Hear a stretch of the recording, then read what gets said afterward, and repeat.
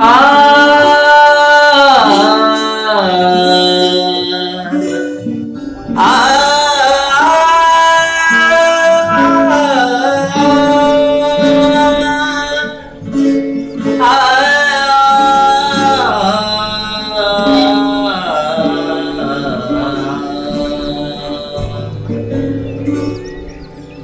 बाबा नाम केवलम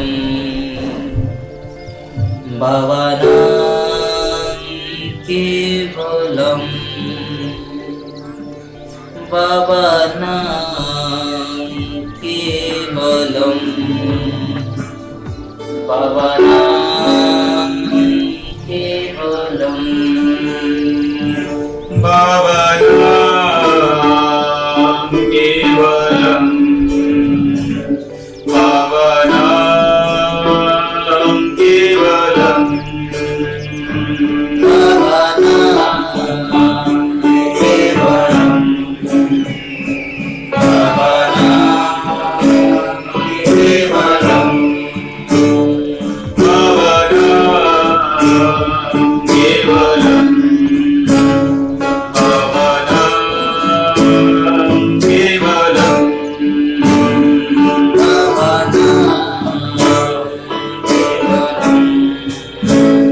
बाबा नाम केवलम।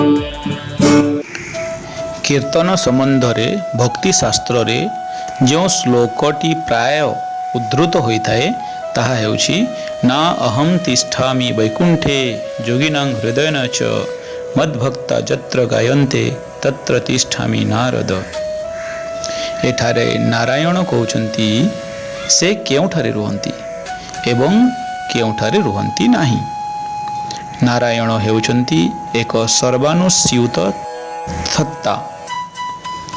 शास्त्र रे एही सर्वव्यापी बा सर्वानुस्यूत सत्ता विष्णु नाम रे परिचित।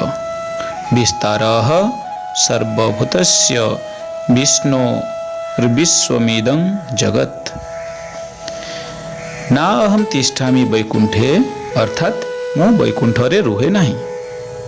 एठारे वैकुंठ शब्दर अर्थ कौन? कुंठा माने संकोच। वर्तमान प्रश्न उठे मनरे यही संकोच भाव आसे कहीं? मनीष जेतेबेले पाप करे बा हीन वृत्ति द्वारा परिचालित हुए सेतेबेले तार मन संकुचित हो जाए। मनर यही संकुचित अवस्थारे आत्मार विस्तार लाभ करिवार अवकाश न थाए। हाँ, मन संकुचित अवस्था आत्मा विस्तार लाभ करि पारे नाही। तेणु आत्मार विस्तृति पाई मनर एही संकुचित अवस्था को दूर करने को हुए। वर्तमान प्रश्न है मनर एही संकुचित अवस्था केतेबेले दूरीभूत हुए? मन जेतेबेले पाप चिंतारू दूरेई जाए। जो मुहूर्त रे मनर संकुचित अवस्था दूर हुए सेतेबेले जाई मन पापर आबिलतारू मुक्त हुए एवं सेतेबेले सही व्यक्तिर हृदय रे वैकुंठर आविर्भाव घटे। ना अहम तिष्ठामि वैकुंठे। नारायण कहउछन्ति से एही प्रकारर वैकुंठ रे वास करन्ति नाही। योगिनां हृदयेन च से पुणी कहउछन्ति से पापी मानकर हृदय रे मध्य वास करन्ति नाही।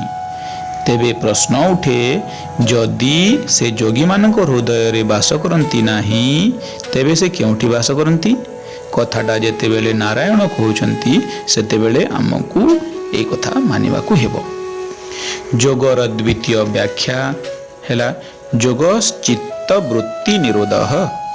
जेतेबेले मानव मनर विभिन्न वृत्ति निरोध होई जाए सही अवस्था को योग कहा जाए एवं सही अवस्था प्राप्त साधक को योगी कहा जाए। नारायण कहउछन्ति से एही धरणर योगी मानक हृदय रे मध्य वास करन्ति नाही। केडे अद्भुत कथा। नारायण हेउछन्ति सर्वानुस्यूत सत्ता। जदि सेया हुए ताहेले योगीर हृदय कौन से सर्वर बाहरे? हाँ, ଏହାର ଗୋଟିଏ ଉତ୍ତର ଅଛି। ସେ କହୁଛନ୍ତି ମଦ୍ଭକ୍ତା ଯତ୍ର ଗାୟନ୍ତି ତତ୍ର ତିଷ୍ଠାମି ନାରଦ। ଯେଉଁଠାରେ ମୋର ଭକ୍ତମାନେ କୀର୍ତ୍ତନ କରନ୍ତି ମୁଁ ସେହିଠାରେ ହିଁ ଅବସ୍ଥାନ କରେ।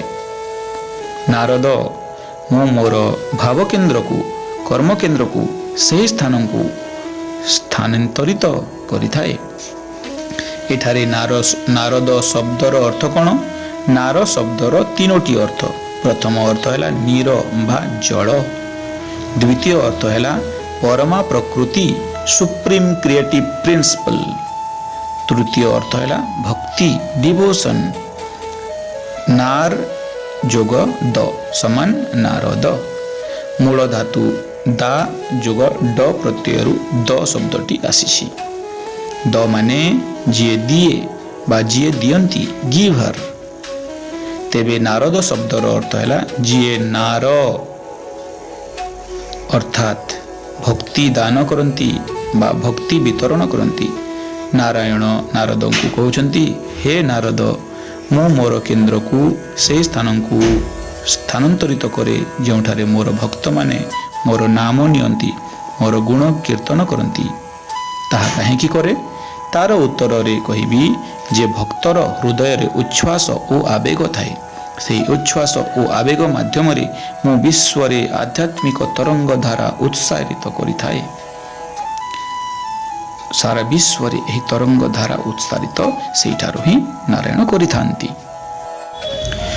ଯୋଗୀମାନେ ସେମାନଙ୍କର ଚିତ୍ତବୃତ୍ତିକୁ ନିରୁଦ୍ଧ କରିବା ପାଇଁ ସେମାନଙ୍କ ହୃଦୟର ଦ୍ୱାର ବନ୍ଦ କରି ରଖନ୍ତି। ତେଣୁ ସେମାନଙ୍କ ହୃଦୟରୁ କୌଣସି ତରଙ୍ଗ ଧାରା ଉତ୍ସାରିତ ହୁଏ ନାହିଁ। ଏହି କାରଣରୁ ନାରାୟଣ ଯଦିଓ ତାଙ୍କର କେନ୍ଦ୍ରକୁ ଯୋଗୀର ହୃଦୟରେ ସ୍ଥାନାନ୍ତରିତ କରିବାକୁ ଇଚ୍ଛା କରନ୍ତି, କିନ୍ତୁ ସେଠାରୁ ତ ଆଉ ଆଧ୍ୟାତ୍ମିକ ତରଙ୍ଗ ଧାରା ଉତ୍ସାରିତ ହେବ ନାହିଁ। କିନ୍ତୁ ସେ ଯଦି ଭକ୍ତମଣ୍ଡଳୀ ମଧ୍ୟରେ ତାଙ୍କର ଭାବକେନ୍ଦ୍ରକୁ ନେଇଯାଆନ୍ତି, ତାହେଲେ ସେଠାରୁ ସମଗ୍ର ବିଶ୍ୱ ବ୍ରହ୍ମାଣ୍ଡକୁ ଆଧ୍ୟାତ୍ମିକ ତରଙ୍ଗରେ ତରଙ୍ଗାୟିତ କରିବା ସମ୍ଭବ ହେବ। ସେଥିରେ ନାରାୟଣଙ୍କ ପାଇଁ ଭକ୍ତର ହୃଦୟରେ ବସତି ସ୍ଥାପନ କରିବା ହିଁ ଅଧିକତର ବୁଦ୍ଧିମତାର କାର୍ଯ୍ୟ ହେବ। ହଁ, ଏକଥା ଠିକ୍ ଯେ ନାରାୟଣ ସର୍ବତ୍ର ହିଁ ବିରାଜମାନ, କିନ୍ତୁ ତାଙ୍କର ଆଧ୍ୟାତ୍ମିକ ତରଙ୍ଗର ସ୍ଫୁରଣ, ବିସ୍ଫୁରଣ ଓ ସ୍ପନ୍ଦନ ସର୍ବତ୍ର ସମାନ ନୁହେଁ, ଏହା ଆମକୁ ମନେ ରଖିବାକୁ ହେବ। ତେଣୁ ସେ ସବୁ ସ୍ଥାନରେ ଥାଆନ୍ତି ସତ, କିନ୍ତୁ ତାଙ୍କର ସ୍ପାନ୍ଦନିକ ଉତ୍ସାରଣ କେବଳ ସେହି ସ୍ଥାନରୁ ହିଁ ଆରମ୍ଭ ହୁଏ ଯେଉଁଠି ତାଙ୍କର କେନ୍ଦ୍ରବିନ୍ଦୁ ନ୍ୟୁକ୍ଲିୟସ୍ ଅଧିଷ୍ଠିତ, ଯେଉଁଠି ଭକ୍ତମାନେ ଉଚ୍ଚ ସ୍ୱରରେ ତାଙ୍କର ମହିମା କୀର୍ତ୍ତନ କରନ୍ତି। ପରମ ପୁରୁଷ କେବଳ ସେହି ସ୍ଥାନରେ ହିଁ ତାଙ୍କର ଦିବ୍ୟ ରାଜଧାନୀ ସ୍ଥାପନ କରନ୍ତି। ଭକ୍ତମଣ୍ଡଳୀର ସମାବେଶ ଅପେକ୍ଷା ଭଲ ସ୍ଥାନ ଆଉ କ'ଣ ହୋଇପାରେ? ତେଣୁ ନାରାୟଣ କହନ୍ତି, ମୁଁ ବୈକୁଣ୍ଠରେ ରୁହେ ନାହିଁ, ରୁହେ ସେହିଠାରେ ଯେଉଁଠାରେ ମୋର ଭକ୍ତମାନେ ମୋର ଗୁଣ କୀର୍ତ୍ତନ କରନ୍ତି। ଏହି କଥା ସମ୍ପୂର୍ଣ୍ଣ ସତ୍ୟ।